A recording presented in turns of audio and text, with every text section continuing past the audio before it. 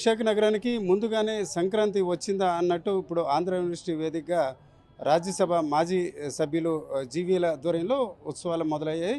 దీనికి సంబంధించి మనతో మాట్లాడడానికి ఆయన ఉన్నారు. సార్ చెప్పండి, ఎలాంటి ఉత్సవాలు అంటే ఏ ఏ కార్యక్రమాలు ఇక్కడ ఏర్పాటు చేశారు? కొందరు చూసిన వాళ్ళు ముందుగానే వైజాగ్కి సంక్రాంతి వచ్చింది అంటున్నారు.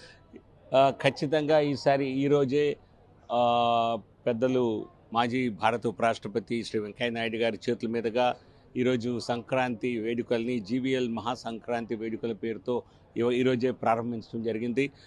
వచ్చే వారం రోజుల పాటు ఇక్కడ ఒక ఆహ్లాద వాతావరణంలో పల్లె వాతావరణాన్ని నిర్మించి పట్టణంలో ఉండేవారికి కూడా పల్లెల్లో సంక్రాంతిని ఏ విధంగా జరుపుకుంటామో అది చాలా రంగరంగ వైభవంగా చూపించే ప్రయత్నం గత 2 సంవత్సరాల్లో చేయగా పెద్ద ఎత్తున లక్షల సంఖ్యలో ప్రజలు తరలి వచ్చారు.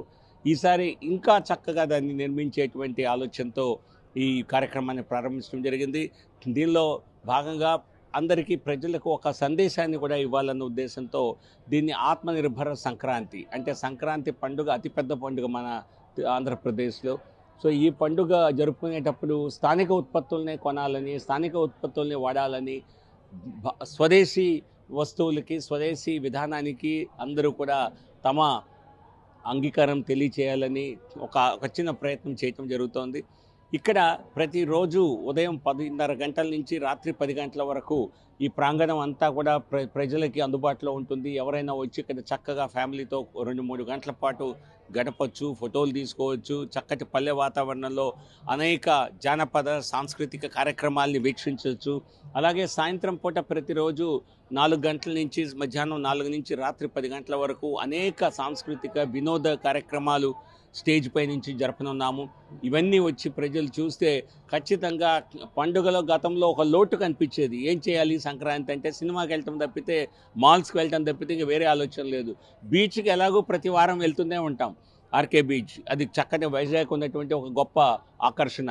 కానీ పండగ నాడు కూడా అక్కడికే వెళ్ళాలా అన్నటువంటి ఇంకేమీ లేదా అనే ప్రజలు అనుకునే తరుణంలో ఈ వేడుకల్ని మేము 2 సంవత్సరాల క్రితం ప్రారంభించగా జీవీఎల్ మహాసంక్రాంతి వేడుకలు పెద్ద ఎత్తున సక్సెస్ అయ్యాయి. దాన్ని విధానాన్ని కొనసాగిస్తూ 3వసారి ఈ ప్రయత్నాన్ని ఇంకా మరింత ప్రజలకి ప్రజలను ఆకర్షించే విధంగా సంతోషపెట్టే విధంగా నిర్వహిస్తున్నాం. విశాఖ వాసులు, ఉత్తరాంధ్ర వాసులు అందరూ కూడా Andhra university college, engineering college గ్రౌండ్స్కి వచ్చి ఈ కార్యక్రమాలని చూసి సంతోషించాలని కోరుతున్నాం. ఓకే, దేశంలో ఎక్కడైనా మీరు ఇలాంటి కార్యక్రమాలు నిర్వహించవచ్చు, కానీ వైజాగ్ మీద ఎందుకు ఇంత అభిమానం ఉన్నది? వైజాగ్ ఉన్న అడ్వాంటేజ్ ఏమంటారు? నేను గత 2 సంవత్సరాలుగా కూడా వైజాగ్లోనే ఈ కార్యక్రమాలు నిర్వహించడం జరిగింది. నేను వైజాగ్లో స్థిర నివాసం ఏర్పరచుకొని సుమారు 4 సంవత్సరాల క్రితం నుంచే వైజాగ్ కేర్ ఆఫ్గా నేను ఇక్కడ ప్రజలకు అందుబాటులో ఉంటూ అనేక కార్యక్రమాలు కూడా చేపట్టడం జరిగింది. కాబట్టి న్యాచురల్గా సంక్రాంతిని ఆంధ్రప్రదేశ్లోనే చేసుకోవాలి, ఢిల్లీలో చేసుకోవచ్చు, కానీ ఇక్కడ తెలుగువారు అంత పెద్ద సంఖ్యలో లేరు కనుక వైజాగ్ నేను స్థిర నివాసంగా గతంలోనే ఏర్పరచుకున్నాను కనుక వైజాగ్ అభివృద్ధి కోసం నా వంతు కృషి గతంలో చేసి ఇప్పటికీ కొనసాగిస్తున్నాను కనుక అది వైజాగ్లోనే చేయటం జరుగుతోంది. వచ్చే సంవత్సరం కూడా, రానున్న సంవత్సరాల్లో కూడా భగవంతుడు అనుగ్రహిస్తే ఇలాగే చేయాలని ఆలోచన. ఓకే, ఆఖరిగా ఈ రీసెంట్ డేస్లో వైజాగ్ డెవలప్మెంట్ ఏ రకంగా మీకు కనిపిస్తుంది? చక్కగా కూటమి ప్రభుత్వం వచ్చిన తర్వాత ఆంధ్రప్రదేశ్లో కేంద్ర ప్రభుత్వ సహకారంతో, నరేంద్ర మోదీ గారి సహకారంతో విశాఖపట్నానికి నిజం చెప్పాలంటే కొత్త ఉత్సాహం, కొత్త అవకాశాలు వచ్చాయి.